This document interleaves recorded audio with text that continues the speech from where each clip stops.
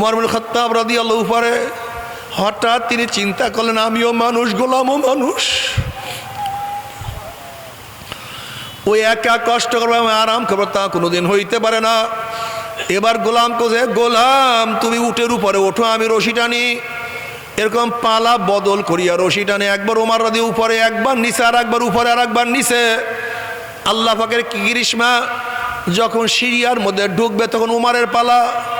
এবার গোলাম বলছে, আপনাকে রিসিপশনের জন্য সবাই দাঁড়ায় আছে, আপনি উপরে উঠেন, আমি নিচে নামি। বলে না, এখন আমার ফলে আমাকেই টানতে হবে। যখন সিরিয়ার মধ্যে ঢুকছে, গোলামকে সবাই রিসিপশনের জন্য চাদর উঠাইছে। এখন গভর্নর বলছে, না, যে উপরে সে হলো গোলাম, আর যে রশি টানে সে হলো খলিফা।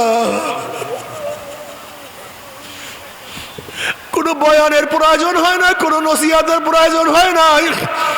এই অবস্থা দেখিয়া দলে দলে মানুষ ইসলাম গ্রহণ করছে, দলে দলে দলে দলে মানুষ মুসলমান হয়ে গেছে। আজকে তোমার আমার চরিত্র দেখলে কেউ তো মুসলমান হয় না। মুসলমানের মুখের মধ্যে গাঁজা, মুসলমানের মুখের মধ্যে মদ, মুসলমান জুয়ার আসরে, মুসলমান যাত্রা গানের বড় বড় নায়ক, মুসলমান নামাজের সময় খেলাধুলার মধ্যে মত্ত, মুসলমান ইসলাম পছন্দ করে না, দাড়ির উপরে টিটকারি করে, মুসলমান কোরআন ও হাদিস সহ্য করতে পারে না।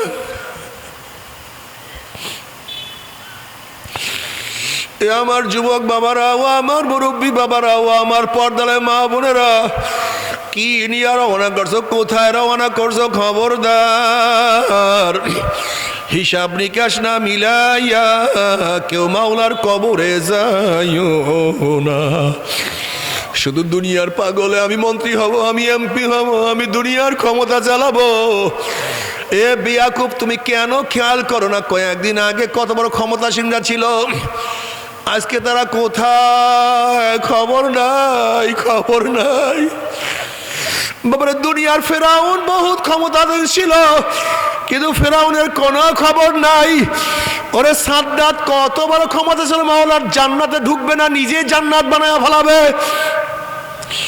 কিন্তু তার কোনো খবর নাই। কারণ না কত বড় ধনী ছিল, কিন্তু কোনো লাভ নাই। আমার মাওলাকে না নিয়ে কেউ মাওলার কবরে যাইও না।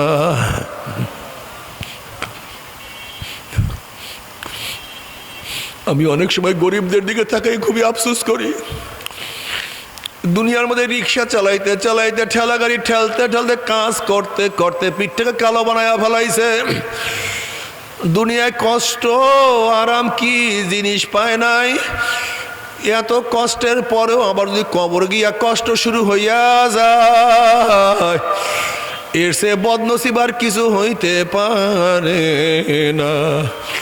কিন্তু আমার বড়লোক বাবারা, ও বড়লোক বাবারা, দুনিয়াতে ছোট্ট একটা কাঁটা লাগা সহ্য করতে পারো না। আজকে দুনিয়ার মধ্যে খালি পায়ে জমিনে হাঁটতে পারো না, আজকে শক্ত বিছানায় শুইতে পারো না, কিন্তু খোদা না খাস্তা, খোদা না খাস্তা, যদি কবরের মধ্যে গুর্জের বাড়ি শুরু হইয়া যায়, যদি কবরের মধ্যে দুই পাশের কবরের মাটির চাপ শুরু হইয়া যায়, যদি কবরের মধ্যে সাপের কামড় শুরু হইয়া যায়, কিভাবে সহ্য করবো? আল্লাহ মাফ করিয়া দাও, আল্লাহ আমাদের সবাইকে ক্ষমা করিয়া দাও। বাবারে, কেন খেয়াল করো না? ঘরের মালিকের সাথে পরিচয় যদি থাকে, যত রাত্রি ঘরে ঢুকো কোনো টেনশন নাই। যেরকম শ্বশুর বাড়িতে রাত তো 3টার সময় যদি নক করো, শ্বশুর ডাক দিবে কে? তুমি যদি বলো আব্বু আমি আপনার জামাই, অমনি শ্বশুর লাভ দিয়ে উঠবে, আমার জামাই আসছে, জলদি ওঠ। এত রাত্রে আমার জামাই কেন আসছে? নিশ্চয়ই কোনো বিপদে পড়ছে। খানার ব্যবস্থা কর, বিছানার ব্যবস্থা কর, সব কিছুর ব্যবস্থা কর। ঘরের মালিকের সাথে পরিচয় আছে, যত রাত্রি ঢুকো না কোনো টেনশন নাই, কোনো চিন্তা নাই। কিন্তু ঘরের মালিকের সাথে পরিচয় না করিয়ে যদি রাত্রে গিয়ে আঘাত করো, নক করো, অমনি বলবে তুমি কে, কোথার থেকে আসছো, তোমাকে তো চিনি না, তুমি চোর, তুমি ডাকাতে, মারে তাকে বান। এই অপমান কর, লাঞ্ছিত কর। যেহেতু ঘরের মালিকের সাথে পরিচয় নাই, এর জন্য তুমি অপমানিত হবা, লাঞ্ছিত হবা। ঠিক কবরের মালিকের সাথে পরিচয় করিয়া যদি কবরে যাইতে পারো, যখনই কবরের মালিকের লোকের কবরে যাবে, আল্লাহ পাক বলবে আমার বন্ধু আসছে, আমার দোস্ত আসলো, আফসুল ফরাশা মিনাল জান্নাহ ওয়াল বিসু মিনাল জান্নাহ, আমার বান্দা বান্দির গার মধ্যে জান্নাতের বিছানা বিছায়া দে, জান্নাতের নাজ নিয়ামত দ্বারা গোটা কবরটাকে ভরিয়া দেখি। আর হাদিসের মধ্যে আসছে, যখন ইসরাফিল আলাইহিস সালাতু ওয়াস সালাম সিংহার মধ্যে ফুঁক মারবে, আল্লাহ পাকের বন্ধু বান্দারা বলবে ভাই ফেরেশতা কিসের আওয়াজ? ফেরেশতারা কিয়ামতুল কিয়ামত, কিয়ামত কায়েম হয়ে গেছে। অমনি ওই সমস্ত লোকেরা বলবে ভাই ফেরেশতা, আল্লাহ আল্লাহর রাসূল কোনোদিন মিথ্যা কথা বলতে পারে না, আল্লাহর ওলিরা আলেম ওলামারা কোনোদিন মিথ্যা কথা বলতে পারে না। তারা বলছে কবরের মধ্যে হাজার হাজার বছর থাকতে হবে। কই এই মাত্রই আমি কবরে আসলাম, কিভাবে হাজার হাজার বছর চলিয়া গেল? তখন ফেরেশতারা বলবে আল্লাহ পাকের বান্দা বান্দি, মাওলার সাথে এত সম্পর্ক করিয়া কবরে আসছো, এই হাজার হাজার বছর চলিয়া গেছে, আমার মাওলা তোমাকে কোনো কিছু অনুভবও করতে দেয় নাই। কিন্তু কবরের মালিকের সাথে পরিচয় না করিয়ে যদি কবরে যাও, আল্লাহ আল্লাহ তুই আমাদের সবাইকে মাফ করিয়া দাও। এত আযাব শুরু হয়ে যাবে, সহ্য করতে পারবে না। তুমি কি দেখো না কত কবরের মধ্যে ধোঁয়া দেখা যায়, কত কবরের মধ্যে আগুন দেখা যায়, আবার কত কবরের মধ্যে 1 বছরে 100 বছরে 1000 বছর পরেও কাফনের কাফন সহ লাশ একেবারে তাজা পাওয়া যায়। আল্লাহ আমাদের সবাইকে মাফ করিয়া দাও, ক্ষমা করিয়া দাও। আমার যুবক বাবারা, মুরব্বী বাবারা, পর্দালা মা বোনেরা, যদি মালিকের সাথে পরিচয় করিয়া কিয়ামতের ময়দানে উঠতে পারো, আমার মালিক তোমাকে ডাকিয়া ডাকিয়া আরশের নিচে জায়গা করিয়া দিবে। নবী আলাইহিস সালাতু ওয়াস সালাম নিজের হাতে হাউজে কাউসারের পানি পান করায়া দেবে।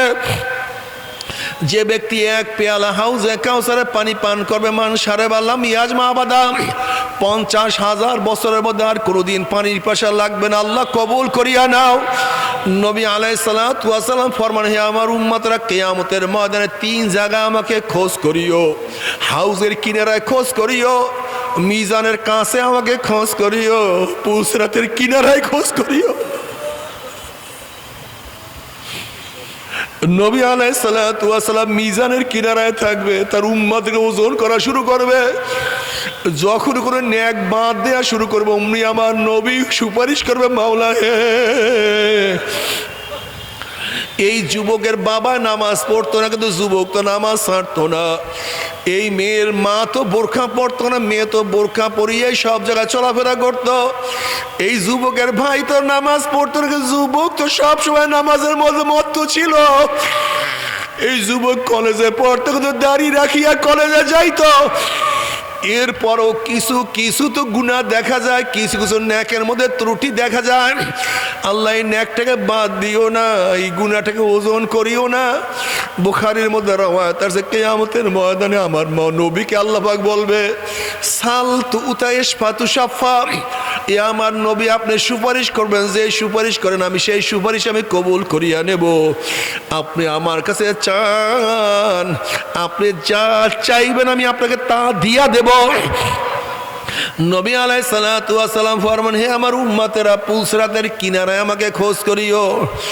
আমার নবী পুসরাতের কিনারায় দাঁড়ানো থাকবে, তার উম্মতরা পানি দেয়া শুরু করবে।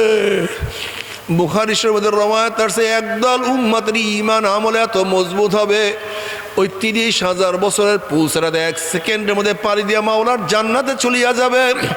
কেউ তো বাতাসের গতিতে পুসরাত পাড়ি দিয়া চলিয়া যাবে, কেউ জোরে চলনেওয়ালা ঘোড়ার গতিতে, কেউ দৌড়াইয়া, কেউ হাঁটিয়া হাঁটিয়া। وإن منكم إلا واردها كان على ربك حتما مقضيا ثم ننزل الذين اتقوا ونذر الظالمين فيها جثيا। কিন্তু যাদের ঈমানের মজবুতি নাই, আমলের মজবুতি নাই,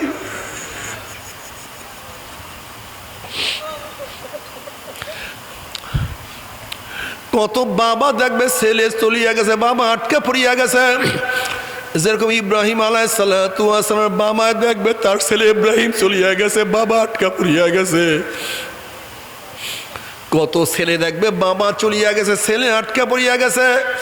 যেরকম নবী নূহ আলাইহিস সালাতু ওয়াস সালামের ছেলে দেখবে তার বাবা নবী নূহ চলিয়া গেছে, তার ছেলে আটকা পড়ছে। কত স্ত্রী দেখবে তার স্বামী চলিয়া গেছে, স্ত্রী আটকা পড়ছে। যেরকম নবী লূত আলাইহিস সালাতু ওয়াস সালাম স্ত্রী দেখবে তার স্বামী চলিয়া গেছে, স্ত্রী আটকা পড়ছে। আবার কত স্বামী দেখবে স্ত্রী চলিয়া গেছে, স্বামী আটকা পড়ছে। যেরকম ফেরাউন দেখবে তার স্ত্রী আসিয়া চলিয়া গেছে, ফেরাউন আটকা পড়ছে। কত মালিক দেখবে গোলাম চলিয়া গেছে, মালিক আটকা পড়ছে। কত উস্তাদ দেখবে ছাত্র চলিয়া গেছে, উস্তাদ আটকা পড়ছে। কত পীর দেখবে মুরিদ চলিয়া গেছে, পীর আটকা পড়ছে। আবার কত মুরিদ দেখবে পীর চলিয়া গেছে, মুরিদ আটকা গেছে। মুমিনদের পুলসিরাত পারি দেখি আর নাফরমানদের মনের মধ্যে আশা হবে আমরাও পুলসিরাত পারিতে পারবো। যখনই ঈমানবিহীন আমলবিহীন হামাগুড়ি হাপ্পুর দিয়ে আস্তে আস্তে আস্তে আস্তে আস্তে আস্তে আস্তে আস্তে যখন পুলসিরাতে উঠবে, ওয়ানাযারুল যালিমিনা ফিহা জিসিয়া, অমনি নাফরমান কাটিয়া কাটিয়া পিছলাইয়া পিছলাইয়া গুম গুম গুম করে জাহান্নামের মধ্যে পড়িয়া দেব। আল্লাহ মাফ করিয়া দাও, মাফ করিয়া দাও।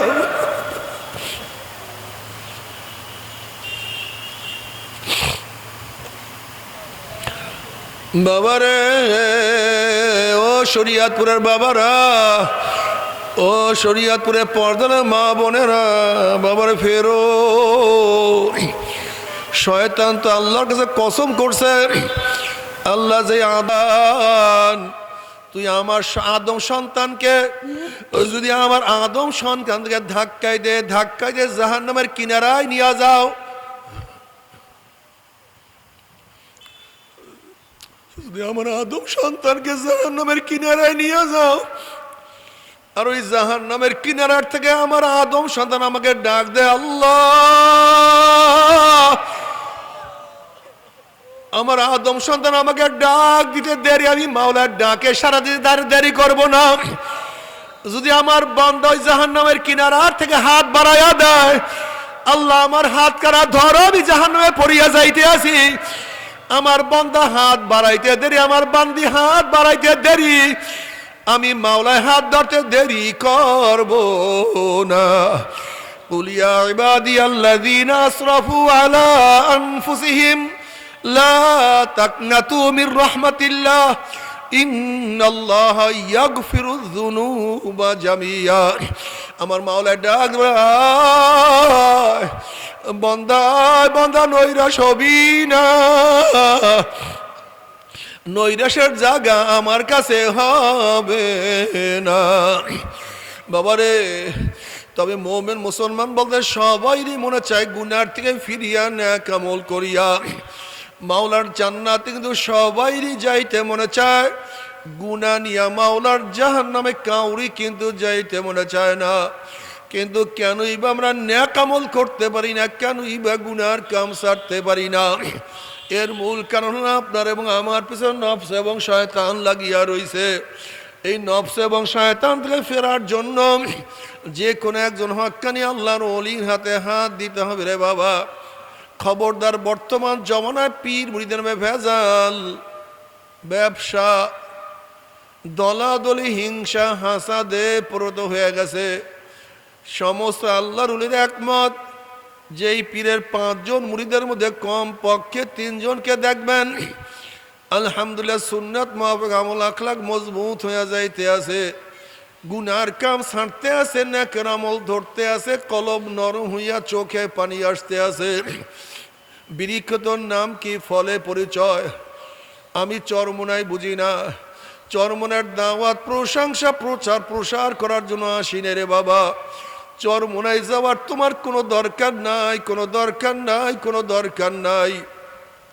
তুমি যার কাছে গিয়া পারো গুনার কাম সারো, নেকের আমল ধরো, কলব নরম করিয়া চোখে পানি নিয়া মাওলার কবরে যাইও। যেরকম দুনিয়ার ঘরে আগুন লাগলে পানি সারা নিবানো যায় না, ঠিক তদ্রূপ তোমার এবং আমার গুনার দ্বারা যেই জাহান্নামের আগুন জ্বলিয়া রইছে, চোখের পানি ও সারা কিন্তু জাহান্নামের আগুন নিবানো সম্ভব না। বাবা আমার জন্য দোয়া চাই, আমিও দোয়া করি। সবাই সবার জন্য প্রাণ খুলিয়া দোয়া করো, যেন কিয়ামতের ময়দানে গলাগলি বাঁধিয়া মাওলা একসাথে জান্নাত যাওয়ার তৌফিক দিয়া দেয়। আপনারা জানেন বদরের ময়দান মুসলমানদের সংখ্যা ছিল 313। বিজয় ছিল কাদের? মুসলমানদের। আর হুনাইনের যুদ্ধে মুসলমানদের সংখ্যা ছিল, ঐতিহাসিকরা বলেন, কেউ বলেন না ফতে মক্কার পরের ঘটনা। ফতে মক্কায় যদি মুসলমানদের সংখ্যা থাকে 10,000, তার আরো যোগ হয়েছে 2,000, 12,000। যদি মুসলমানের সংখ্যা হয় 12,000, তার আরো 2 হয়েছে 14,000। কি কথা ঠিক না? যাই হোক, 12,000 হোক, 14,000 হোক, 10,000 হোক। আর কাফেরদের সংখ্যা জানেন কত? মাত্র 4,000। হুনাইনের যুদ্ধে কাফেরদের সংখ্যা ছিল 4,000, মুসলমানদের সংখ্যা ছিল 12,000। কিন্তু অবস্থাটা কি হয়েছে জানেন? প্রথম অবস্থা যখন কাফেররা আক্রমণ করছে, মুসলমানদের মধ্যে এমন অবস্থা হয়েছে, দিক বিদিক ছুটাছুটি শুরু করছে, ভাগা শুরু করছে। আবু সুফিয়ান রাদিয়াল্লাহু নতুন মুসলমান, সে বলতেছে মুসলমানরা এমন ভাগছে 100 বছরের মধ্যে আর তারা জমা হবে না।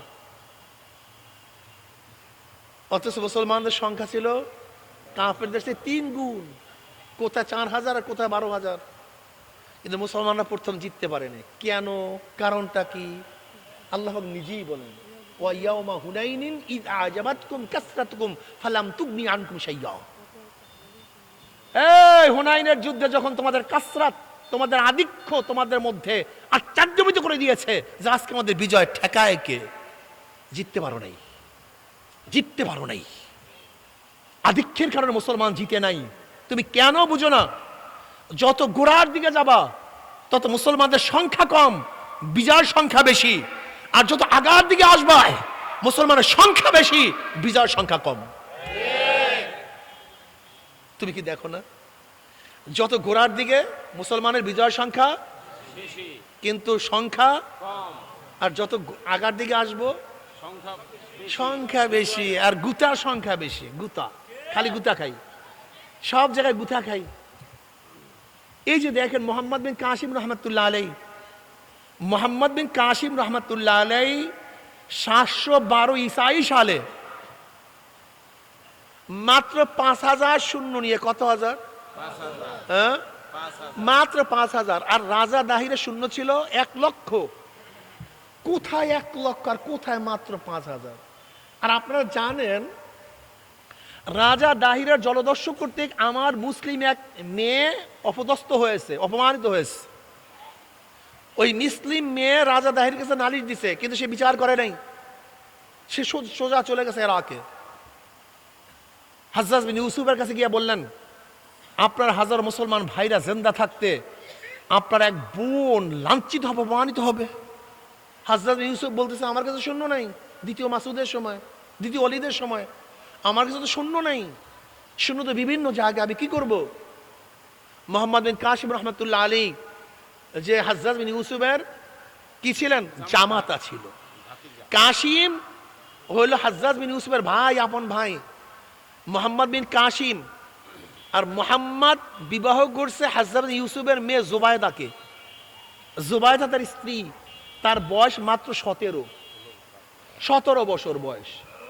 হযরত মোহাম্মদ বিন কাসিম রহমতুল্লাহ আলাইহি বললেন, আমার এক মুসলিম বোন লাঞ্ছিত হবে, অপমানিত হবে, আর আমরা তাগড়া তুগড়া তার ভাইরা জিন্দা থাকবো। অথচ তো চিনি না এই মেয়েকে, এই মেয়ের সাথে পরিচয় নাই, এ তো আত্মীয়ও না।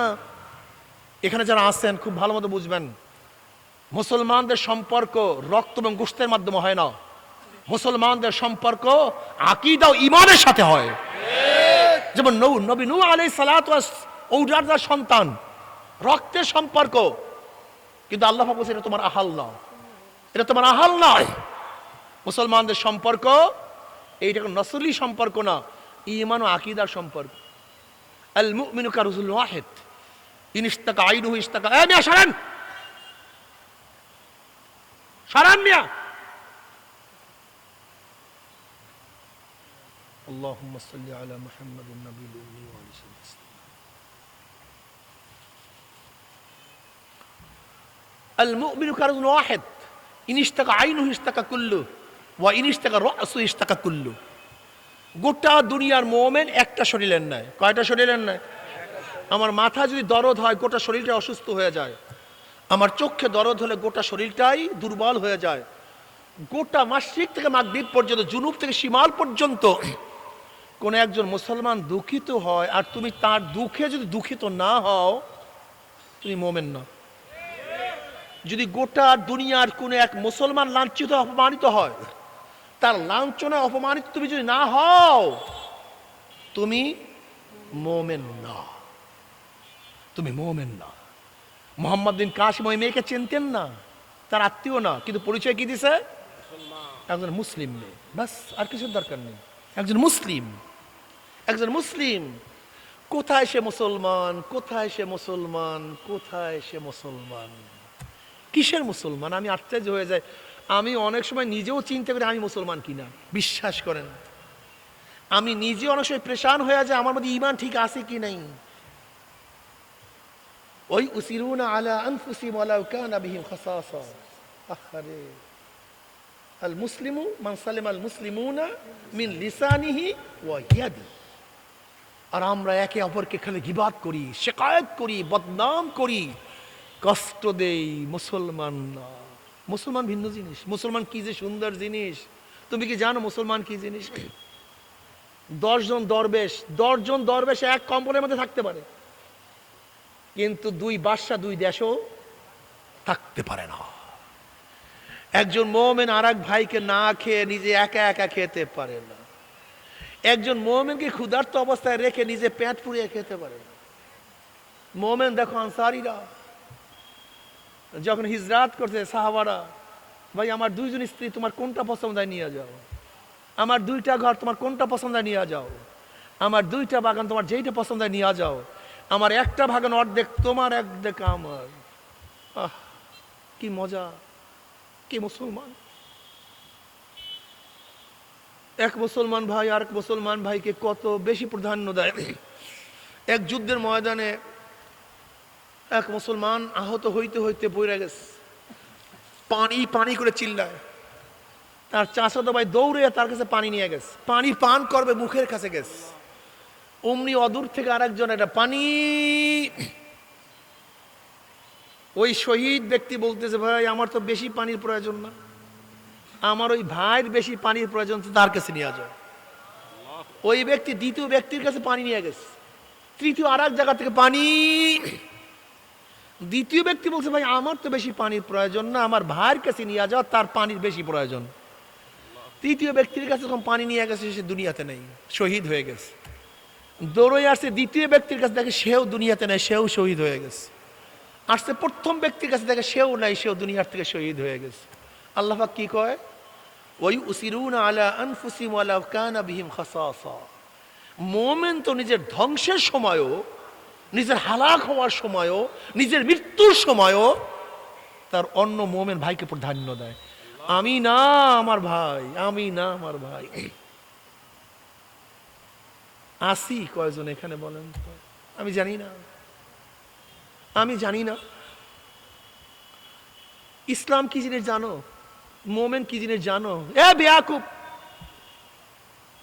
আমি মানুষগুলিকে এত বেয়াকুব মনে করি, শিক্ষিত লোকগুলি সবচেয়ে বড় বেয়াকুব। চোরের মাধ্যমে চুরি বন্ধ হয় না, ডাকাতের মাধ্যমে ডাকাতি বন্ধ হয় না, ধর্ষকের মাধ্যমে ধর্ষণ বন্ধ হতে পারে না, দুর্নীতিবাজের মাধ্যমে দুর্নীতি কোনোদিন বন্ধ হতে পারে না। আর তোমরা বড় বড় ডাকাত, লুচ্চা, বদমাশ, গুন্ডা, দুর্নীতিবাজদেরকে ক্ষমতায় বসিয়ে বাংলাদেশ থেকে দুর্নীতি বন্ধ করতে চাও।